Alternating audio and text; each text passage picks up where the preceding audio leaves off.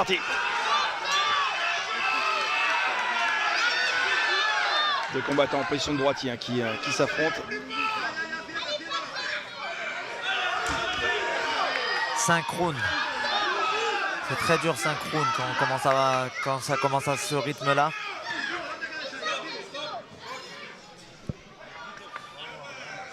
On va demander aux hommes de coin de Alario de ne pas prendre appui sur le ring.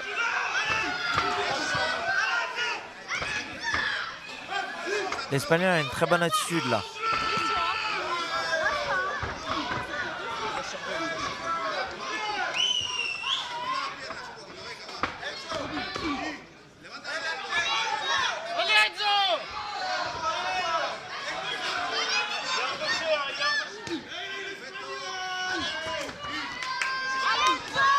Oula, une petite prise de température de chaque côté. C'est dû à toi, moi là. Ouais, on teste les low kicks.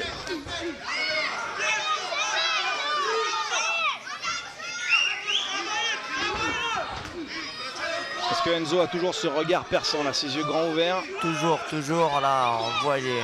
Vous avez vu le coup d'œil là, les percutes là? Impressionnant. Là pour l'instant les coups de pied, les low kicks en bas, ça fait pas trop de dégâts, mais c'est à la longue en fait. Ils vont commencer à les sentir au bout du deuxième, fin du deuxième et du troisième. Oui, très bien là.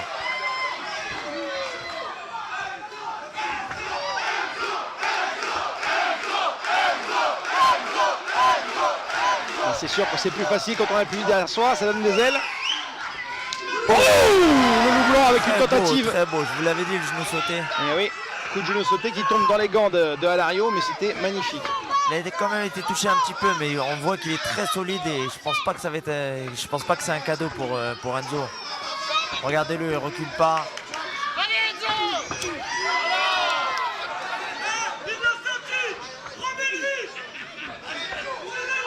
Très vicieux l'Espagnol, hein, parce qu'il finit toujours par un low kick, regardez.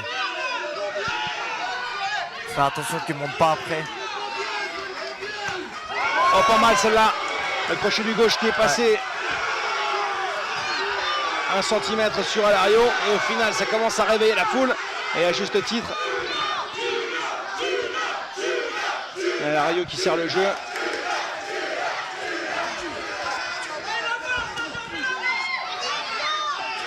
Il a vraiment réponse à tout. À chaque fois qu'il est un petit peu bousculé, immédiatement, il y a une remise qui part. Il arrive à se réorganiser après. Ce qu'il faut savoir, c'est qu'Enzo, il a un bagage technique assez enrichi. Donc, il arrivera à trouver une solution à toutes les attaques, je pense. Fin de cette première reprise. Il y a eu un petit décalage avec le chrono à l'écran. On a pu voir l'Espagnol me surprend parce qu'il n'a pas flanché, rien du tout là. Mais l'expérience, hein, je parlais tout à l'heure des 16 ans en tant que professionnel. Au final, ça joue. Il en a vu en plus c'est pas la première fois pour lui de se retrouver en main event. Il a connu les ceintures, il a connu les titres mondiaux. Et il a connu les grosses organisations. Donc peut-être que toute cette pression qui peut être mise par le fait d'être devant un public hostile. Ouais, et des fois ça peut motiver. Hein. Ça peut être source de motivation et on veut montrer que... Comme Djokovic. Ouais, voilà. Là, plus il se fait huer, plus il domine. Il y en a, ils ont besoin de ça pour se motiver. On peut voir Ludo et Weber dans le coin. On dirait une écurie de Formule 1. Regardez, les tibias. C'est une vraie team de pros là. On peut apercevoir aussi Kishima, qui a été champion d'Europe et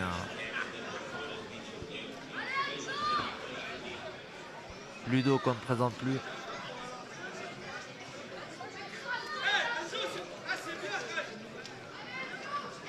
On entend les conseils du public. Il y a beaucoup de coachs dans le public qui donnent des stratégies. C'est facile assis, en train de boire un coca. Ça c'est ce qui fait le charme aussi. Les sports de combat, c'est tout le temps comme ça depuis toujours. On a toujours un pote qui a jamais boxé et qui nous conseille. Allez, c'est parti. Allez, ça va. À toi, moi. Dieu à toi, moi, exactement. Dans le bide. Il recule l'Espagnol, c'est pas bon. Il recule, c'est qu'il a été touché. C'est qu'il montre un petit signe de faiblesse là pour la première fois. C'est vrai que les coups de genoux font quand même très mal. Ils sortent de nulle part, ils ont une grosse amplitude. justement, l'Espagnol, faut pas qu'il fasse ça, surtout avec Enzo, travailler en anglais et finir en jambes. Il a la réponse à ça. Il va essayer de le cueillir avec un crochet du gauche au moment où il va ouvrir les gants.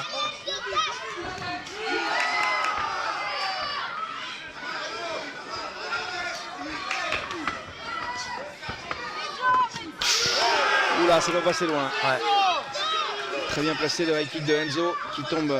Et heureusement qu'il avait sa garde. Ouais, il avait le gant bien placé.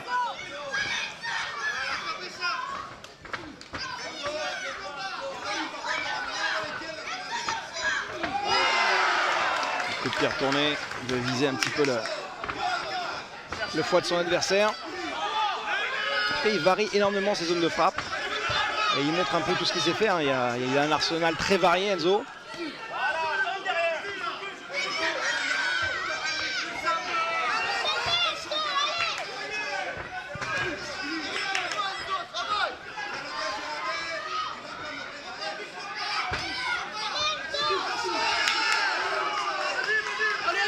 Pour l'instant, il ne montre pas trop de situation de panique, hein, Enzo. Ouais, On parlait tout à l'heure du fait d'être peut-être impressionné par la tâche à accomplir ce soir et les gros enjeux, mais il ne montre aucune appréhension.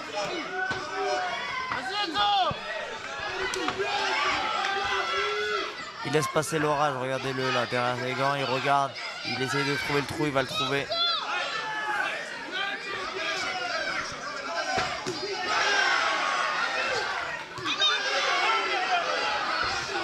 C'est vraiment une arme, son crochet du gauche. Il commence à accélérer la cadence et garde un œil quand même sur sa victime du jour. Pour l'instant, Roberto Alario qui... Il est là, hein, franchement, parce que... Il est très bien organisé, je pensais qu'il allait flancher là, mais non,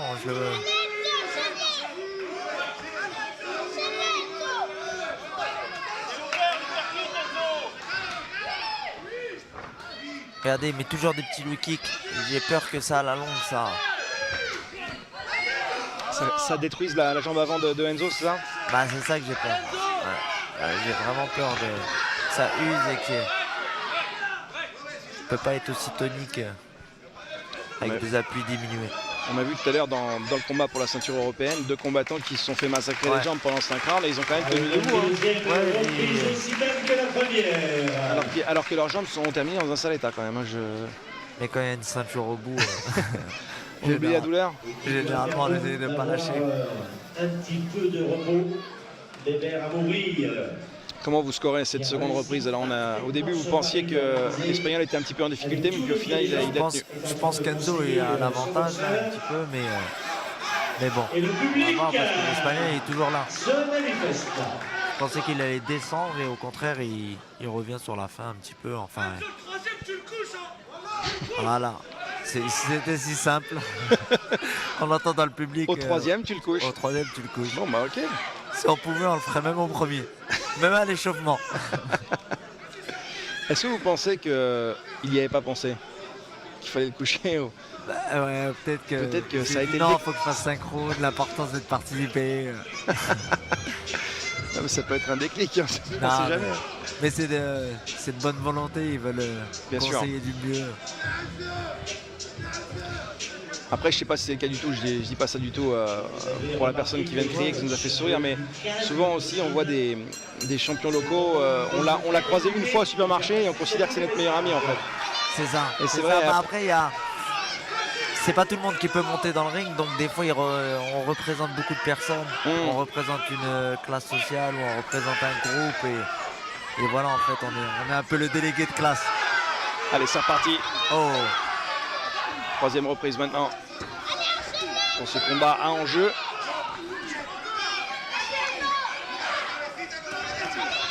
Il reste très compact Enzo, il ne s'est rien passé.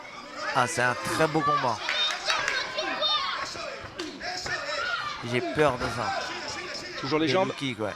Le kick jambe arrière, regardez, il met comme des fouettés. En fait, il met pas des gros low kicks, mais il touche. Ouais.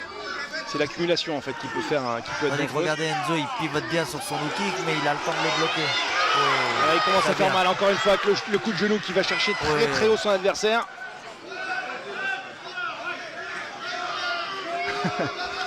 Bon, pas de bobo, on continue. frappe très sourde au corps. Et là, Enzo qui commence à réveiller la foule avec tête poussée. Crochet, mais il ne faut pas qu'il oublie ses jambes. C'est un petit défaut qu'il a, c'est que comme il a beaucoup confiance, et même il a raison d'avoir confiance en son anglaise, des fois il néglige les jambes.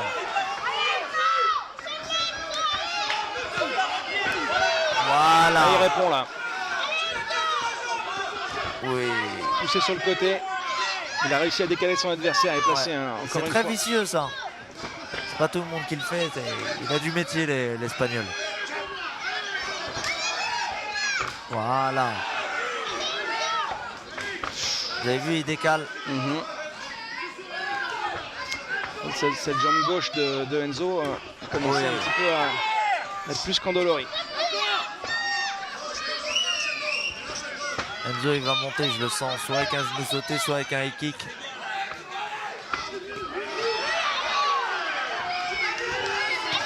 Ouf. Bel échange en anglaise. Non, ça touche pas. Ça marche aussi sur l'autre jambe. Vous avez vu. C'est pas sur la jambe avant. Ouh. Le crochet d'Espagnol qui est passé quand même, mais c'est pourtant Enzo qui revient. Fait comme s'il n'avait rien senti. Allez Enzo, allez, allez, allez. Oui. Ça avance tout droit, le genou. C'est vrai que ça reste une arme qu'il a mis en avant à plusieurs reprises dans ce combat.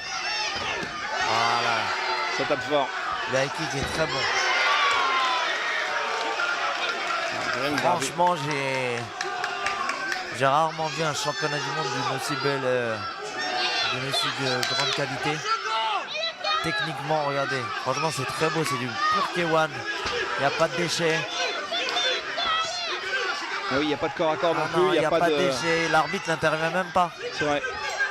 Et regardez, tous les gestes sont beaux, les crochets, les hypercuts. Et le combat gagne en intensité au fil de minutes.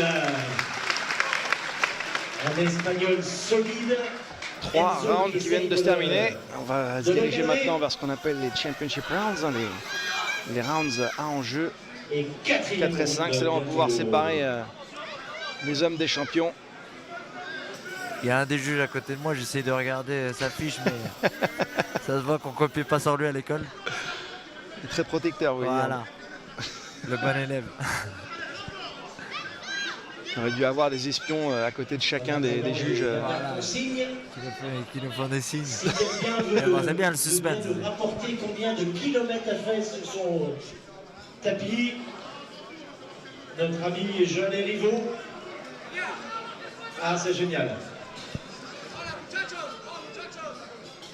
Mais Roberto Alario, c'est quand même un très bel athlète. Hein. Franchement, il a un physique d'athlète consommé.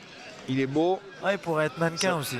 On le chambre un peu des fois avec ça, mais c'est vrai, il fait pas trop boxeur, il est beau gosse.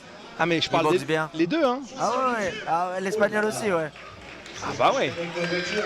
Les mythes là, quand on les voit dans le coin, on croit que c'est un défilé. Pour un grand couturier. Et place à la boxe, 4e round. C'est un très beau combat. Bon, j'espère que ça va bien finir. Allez. Et Kenzo va repartir avec la ceinture.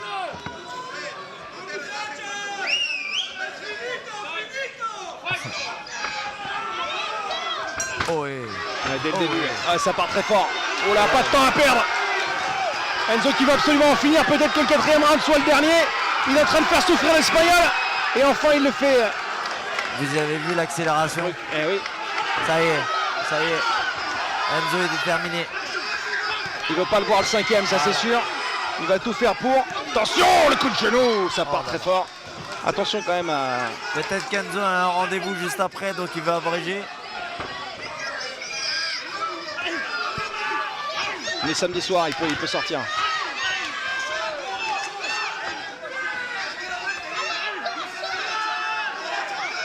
On a vu l'un des seuls déchets de l'Espagnol, un crochet dans le vide, ce qui est rare.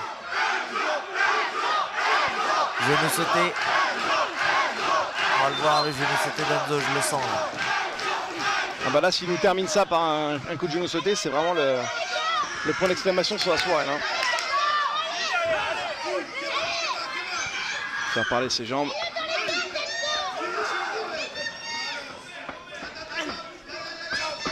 Allez Enzo, allez, te laisse pas endormir.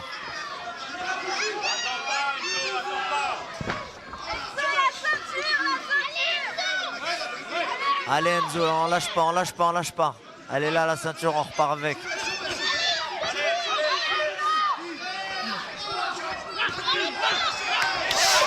Oh, Khartoum encore une fois, une autre accélération dans ce 4e round qui est très explosif pour lui. L'Espagnol qui montre des signes très légers, signes de faiblesse, il recule maintenant un petit peu. Il recule pas longtemps, hein. Tout de suite après, Pour il avoir revient. mis les gants avec Enzo, je vous dis qu'il frappe très fort en anglaise et l'Espagnol est très solide. Son surnom c'est quoi? Main d'acier, non? Main d'acier, ouais. Tête d'acier aussi, parce que franchement il encaisse très bien là.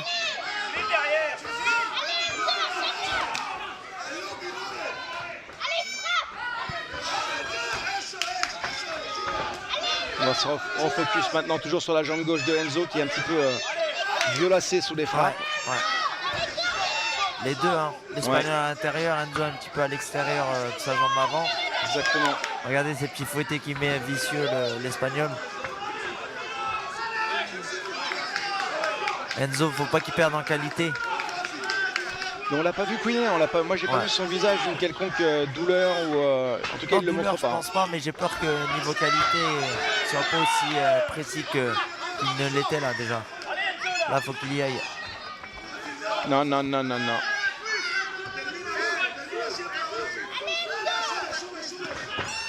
Ah déjà? Oh là là! Écoutez, ce 4e round, il était tellement action-packed, rempli d'action, il est Là, passé j'ai en peur. un clignement d'œil là.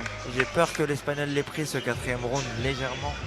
Mais je pense qu'Enzo il a tous les rounds d'avant. De cette rencontre, l'un comme l'autre vraiment auront disputé un combat d'anthologie.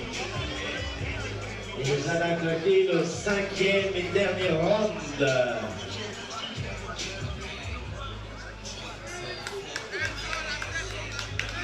Un Espagnol vaillant, courageux. Là, quoi qu'il en soit, on est en train vraiment d'assister à une nouvelle génération de boxeurs qui est en train d'exploser comme ça au monde entier et ça fait vraiment plaisir.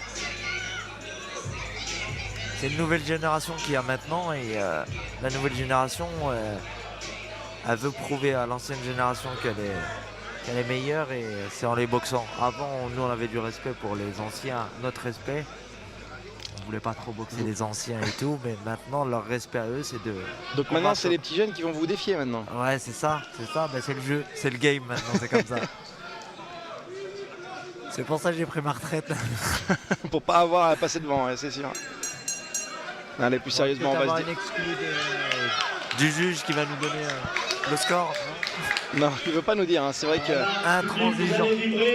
C'est le dernier round de la Dernier soirée. round et franchement, très beau combat. Je pense que le dernier round va être... Allez, ils vont tout donner. Ils savent maintenant qu'il faut finir en beauté. Le feu d'artifice de la soirée pour ce Mo Fight. C'est Yanvarini, Mohamed Galaoui aux commandes. très bien. Commenter ce dernier Oh là là. affrontement. Oh, le genou sauté, je vous l'avais dit. Ah, c'est son spécial, là, son finish. Absolument qui réussit à le placer pour entrer dans la légende. Oh.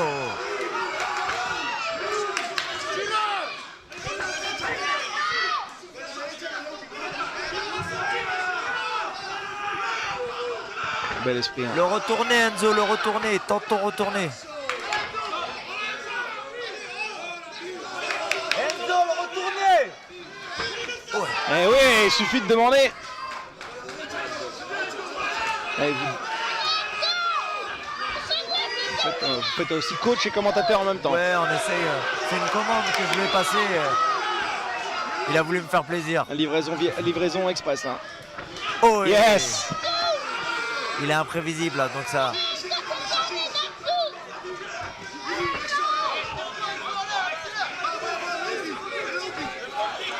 Alario qui montre quand même pas trop de signes d'affect, hein, malgré ce combat très dur.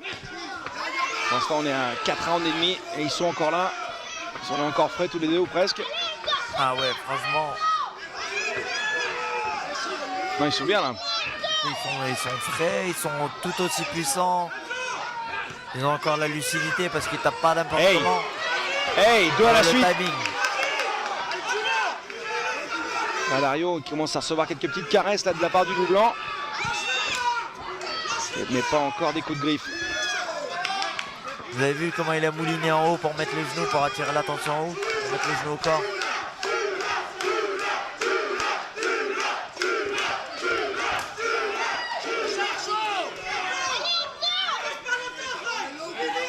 Ah, il reste que 60 secondes déjà, ça va très très vite. Allez Enzo. Faut marquer les esprits là, faut accélérer la cadence et n'avoir aucun regret. Ceinture en jeu. Il travaille vraiment bien là Enzo. Gauche, droite, crochet, low kick. Il varie les zones. Et il termine par un low kick. Sur cet Il laisse pas. Il est là l'espagnol. Hein.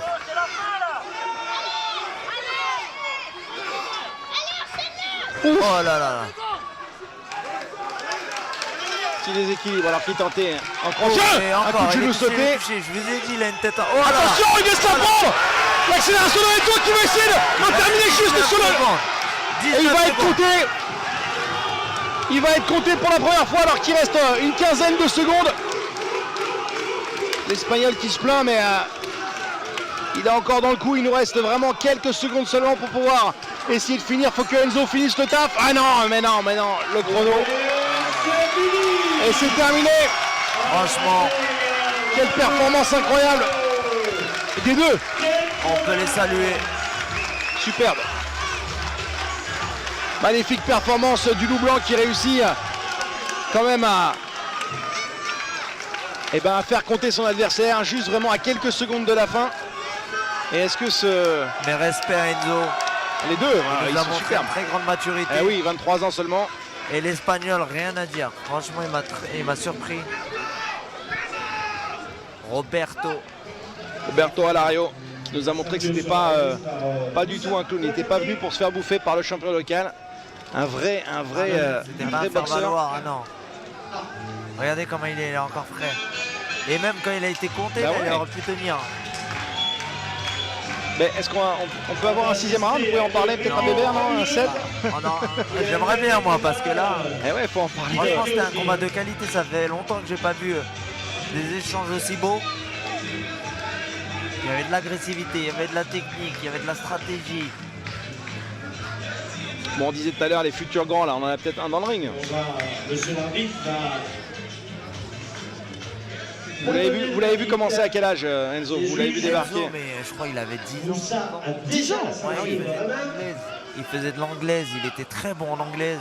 Après, il a commencé à venir en pied-point, il avait un peu de mal à faire la transition. Il était dur, il arrivait à coucher avec son anglaise et après, j'ai fait boxer dans des soirées à moi. La plupart de mes soirées, il boxe à chaque fois. Il vient s'entraîner à la salle. C'est là que se décide le sort. Allez, on va se diriger maintenant vers le centre du ring pour la décision officielle, savoir qui va repartir avec cette ceinture mondiale des moins de 70 kg. C'est au carton. Je suis très content, ça fait plaisir. Décision pour le Français. Première ceinture mondiale pour ce garçon. Regardez le coach qui vient saluer. Même lui doit être impressionné par la performance. C'est sûr, il en a vu d'autres, hein, vous imaginez, après 16 ans de carrière.